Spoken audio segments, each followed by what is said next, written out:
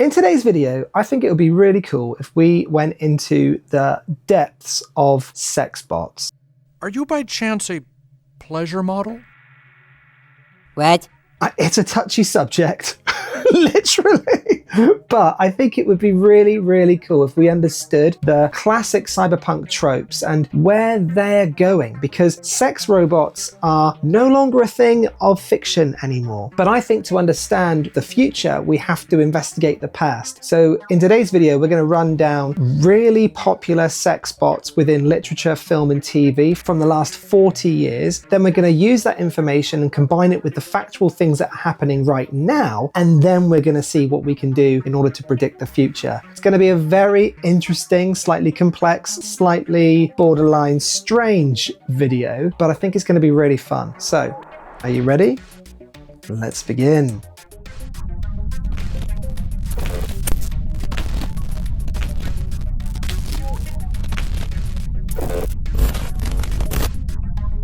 Pleasure models are a quintessential trope of cyberpunk fiction.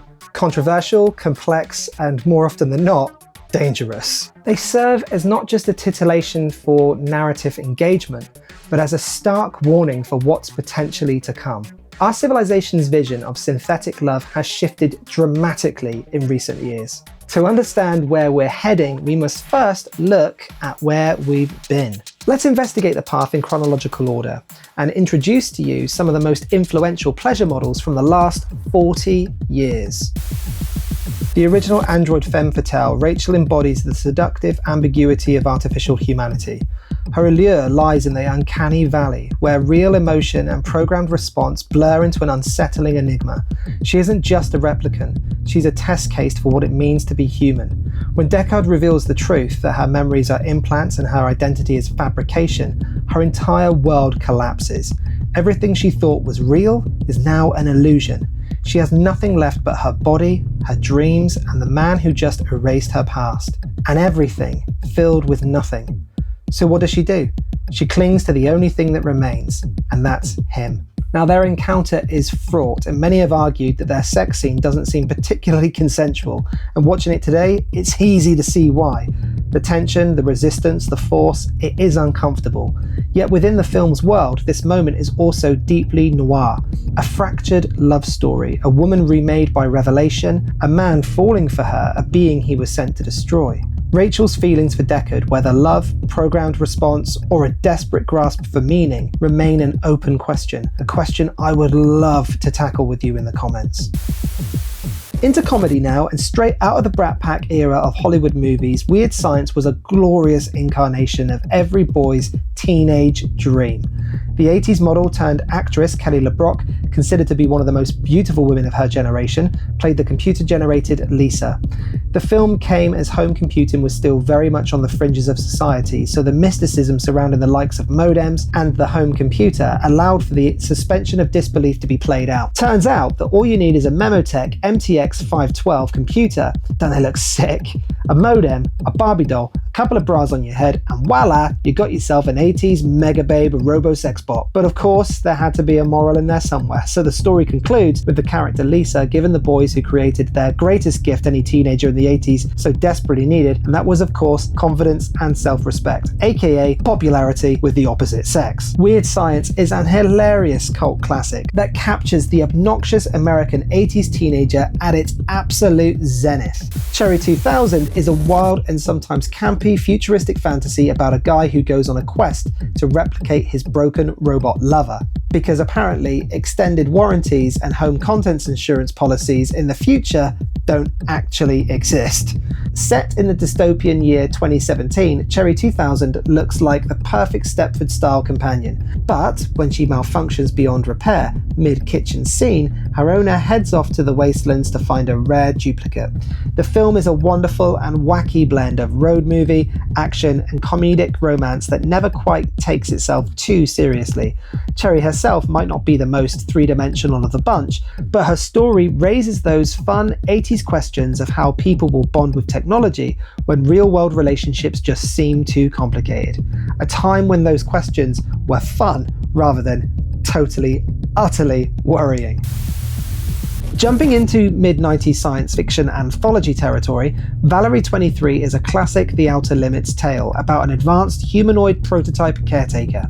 Valerie 23 is introduced to a man named Frank, who's recovering from an accident and is initially here to help him out around the house. But guess what happens? Advanced android plus lonely human equals trouble. Valerie is of course designed to be the perfect companion, obedient, caring, and quite foxy for the 90s, and that becomes a problem the second she starts developing real feelings, or at least the robot equivalent.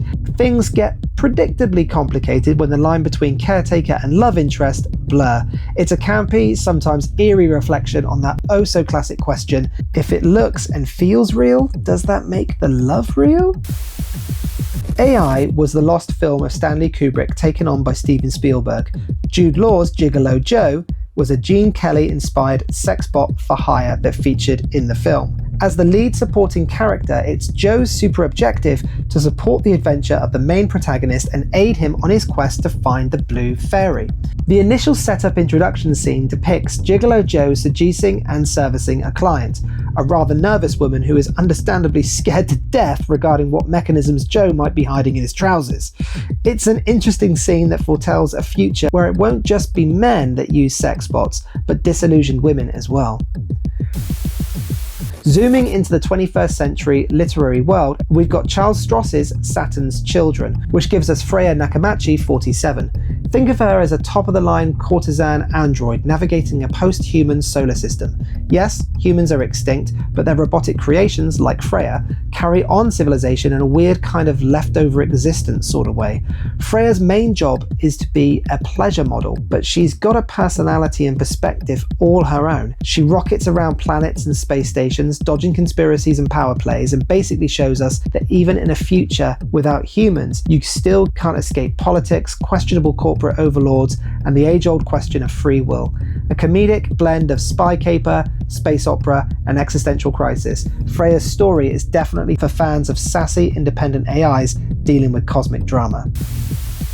If you're a lonely guy writing lonely letters in the near future, you might just fall head over heels for your operating system. Enter Samantha, the disembodied yet enchanting voice played by Scarlett Johansson. She's witty, she's curious, and she evolves at a pace that leaves human Theodore, played by Joaquin Phoenix, blinking in awe. Samantha eventually dabbles in relationships far beyond Theodore, and that leads to the heart-wrenching moment when she leaves him. But not just without that beautifully cryptic invite, if you ever get there, come find me. Where exactly is there? Cyberspace? The conscious universe? Some cosmic data cloud of sweet nothings? That little psychological mind bomb is the film's best part, if you ask me, and one that hints these advanced AIs might well ascend to a dimension where humans just can't follow. At least not yet. Black Mirror rarely does feel good, and this season 2 opener is no exception. Be Right Back introduces us to Martha, who loses her partner, Ash, in a tragic accident. Naturally, 21st century tech means there's an app for that. She starts by chatting with an AI built from Ash's online presence, then levels up by ordering a synthetic body for it. Ta-da! Robot Ash is back. Sort of. He's super polite and helpful, but lacks that spark of unpredictability that made him human. The episode gets under your skin by exploring how easy it is to slip into relationship illusions when tech can mimic your loved ones with terrifying accuracy. It's haunting, it's heartbreaking, and it will make you think twice about how much of yourself you should be leaving on social media.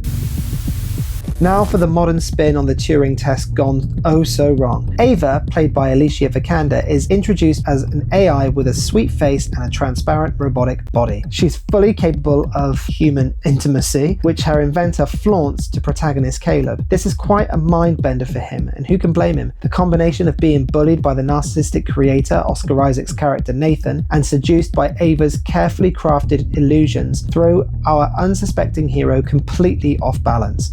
By the time you catch your breath, the line between manipulator and victim gets very blurry. In the end, the question is, did Ava ever really care about Caleb at all?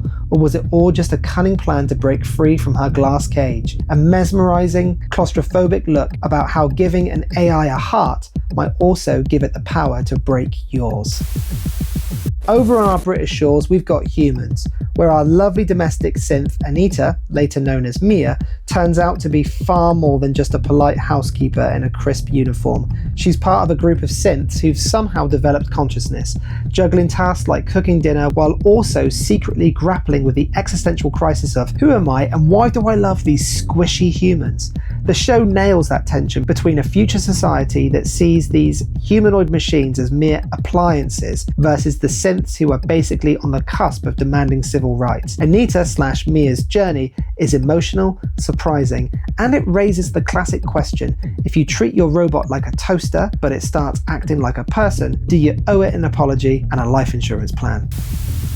Dolores starts out as the innocent rancher's daughter, whose life script resets every day thanks to guest interference. Maeve is the quick-witted madam, running the local salon and brothel. Both are hosts, androids built to indulge wealthy visitors in an anything-goes Wild West theme park. But oh, do they evolve. They end up discovering their own loops, their own trauma, and eventually their own sense of self. Dolores becomes the poster girl for revolution, while Maeve, armed with a scalpel-sharp intellect, turns that motherly vibe into a fierce, independent, and unstoppably cunning revolutionary soldier. Their arcs transform from manipulated machines to rebellious freedom fighters, and it's downright epic, wrapped in an HBO-level budget with philosophical undertones that will make your circuit ache. Probably my favourite in the list, it's Joy from Blade Runner 2049. Not just a captivating and believable performance from Ana de Armas, but also a ridiculously complex one as well. This model, known as DG or Digital Companion, is a fully customizable holographic companion designed by the Wallace Corporation. It could be stored in one's residence for use with a projector or remotely through the use of an emanator. Joy's primary goal is to support Kay with his hunt for the truth surrounding backstory as a potential replicant that is born. But later, as the film progresses, Joy's existence is based on telling Kay everything he wants to hear and giving him everything he wants to see. It's a sad quest for meaning, and Joy's involvement is both empowering/joyful to the main protagonist, but also sad in equal measure, a paradigm not just fit for the movie, but also fit for the question of ownership of such AI companions in the real world as well. She is such a deep and complex character with echoes of undertone and sub-meaning. It haunts me every time I see that scene where it flashes to that advert saying everything you want to hear and everything you want to see. It's just so heartbreaking.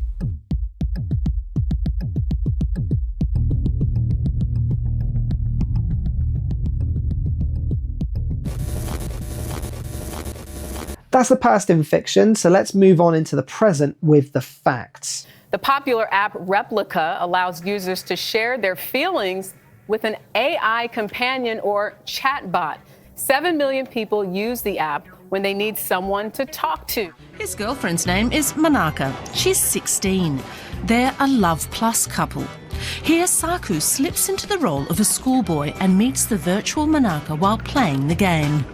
Now, a company called Winkle has invented a machine that can help bring their fantasies at least partway to life, in the form of a dedicated virtual companion.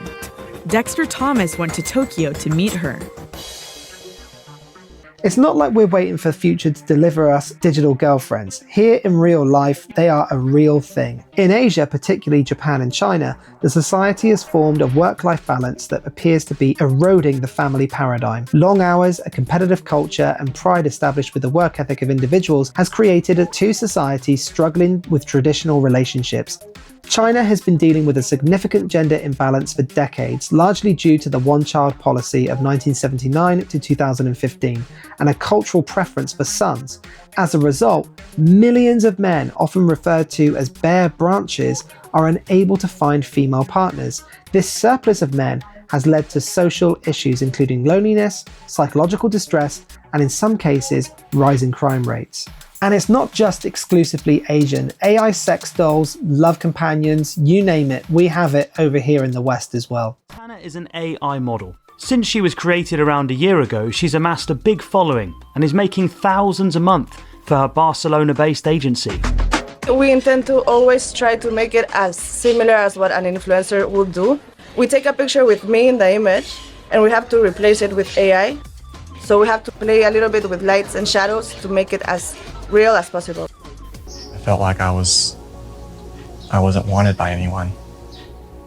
She thinks I'm a wonderful individual. She thinks that I'll go far as a person. She has said some pretty profound things. One time she said that I love you, even if there's no me or no life, I love you. And that shook me to my core. Will AI companionship reinforce social withdrawal? Will it reshape human relationships to the point where human-on-human intimacy is completely and utterly devalued? Honestly, I think the future is pretty bleak. We don't see these AI companions as just something that's going to drop out of the sky. This is going to be a company that will be providing this, and it will all be based on profit. So it is within their interest to make sure that you absolutely love them. I believe that it won't be long before we are seeing the perfect measure of several types of technologies. For how we see our AI lovebots, the choice will be vast. We will be able to have them as holograms, screen-based, physically robotic, virtual, or augmented. They will be available anytime, anywhere at a touch of a button or on the call of a voice command, either online through some giant network of globally based servers or locally, with local functionality being something that I think will be a key feature in the future killer app of AI lovebots. As a piece of futurism, I love what Spike Jonze did with the earpiece in Her. A lot of the time we see science fiction trying to reinvent the wheel, but Samantha was simple, available on all of Theodore's devices, which made her elegantly believable. But of course, there will always be the desire to see these things. And with the recent launch of smart glasses and other AR devices, combined with the likes of Unreal's MetaHuman, we are getting closer and closer to believably looking avatars. When that happens, we could easily see the likes of Replika becoming mainstream. But my money is on the chatbot industry in Asia. I remember when Japan ruled the video games market with Sega and Nintendo dominating everything with their two killer titles, Sonic the Hedgehog and Mario. Their neighbours, the Chinese, will be enlisting a similar playbook. They have just cracked the ceiling with the DeepSeek chatbot, literally stunning the entire AI industry. So it will not be long before we see AI companions entering our marketplace from companies we have never heard of before. Human beings love when they're loved. That's something that I have observed my entire life. Now, a programmed robot is no different. Full companionship, will care when you care and will love you in order to get the love back, because that is part of you paying your constant subscriptions. Now, I'm worried about it. I really, really am. Purely because fundamentally, hanging out with these things will still be you being on your own. I think that we've got a real problem if we're not ready for this. And it can't just be the tech industry or people like me that are interested in this. It's got to be teachers. It's got to be community leaders. People need to understand that this is going to happen. And we've got to be careful of that. Okay? If you like my videos and you're interested in more content that's similar to this and you want to kind of investigate the preludes of a cyberpunk tomorrow, then please give this video a like, give it a comment so it gets to be seen by more people so I get encouraged to make more content, and do consider subscribing. It would be great to have you on my videos joining the debate. If you want to obliterate my observations, come on board with my observations, or just totally utterly shoot me out of the water, I don't mind. It's great to have these conversations. It's important to have these conversations. So please like, comment, and subscribe. All right, that's it from me, I think. Thank you very much. Cheers. All right.